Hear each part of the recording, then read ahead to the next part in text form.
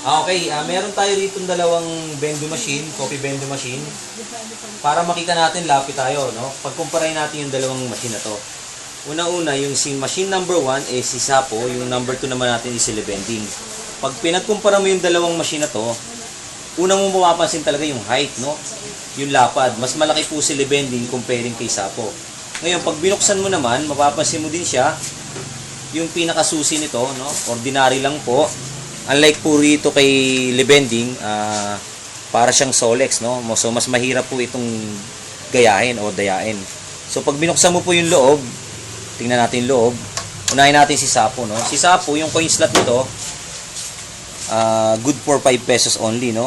Medyo umuuga. Nakaglugan lang. At the same time, yung kanyang sensor is yung ganito po siya, no? Yung parang manual lang, oh. Nakahinang. Tapos po yung lagayan ng pera sa kanya, ito, oh. So, ang tendency nito, baka maputol po ito. Malamang, pupulutin mo na yung pera dun sa sahig, no? Okay din po yung itsura niya, no? 3 canister, yung kanyang canister po, may hawakan. May design mo siyang pag ganon. Okay. Tingnan naman natin dito kay Lebending kung ano yung pinagkaiba, no? Si Lebending naman, like I said, yung susi, advantage na po yan. At the same time, yung coin slot, no? Tingnan nyo po yung kaibahan sa coin slot kanina. Itong coin slot na to napakaganda. Meron siyang CPU, high-tech po ang dating, no?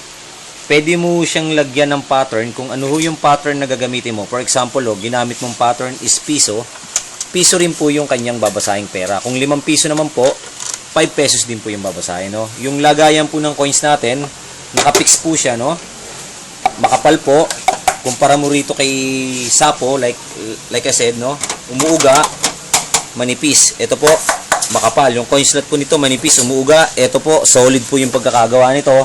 Matibay, oh. Kahit anong coins pa, pwede niyang basahin, no?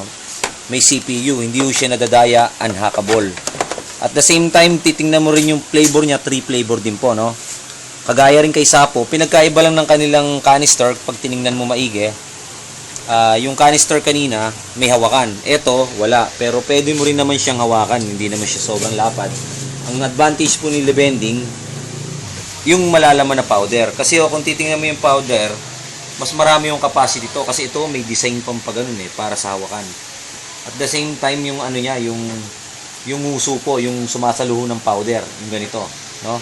Mas mahaba po ito kumpara mo rito kay Sapo. 'Di ba? So, ang tendency pag maigsi, pwede yung matapon yan pag bumubuso yung powder natin. Doon sa lagayan. Ito po, shoot na shoot kung titingnan niyo po, no?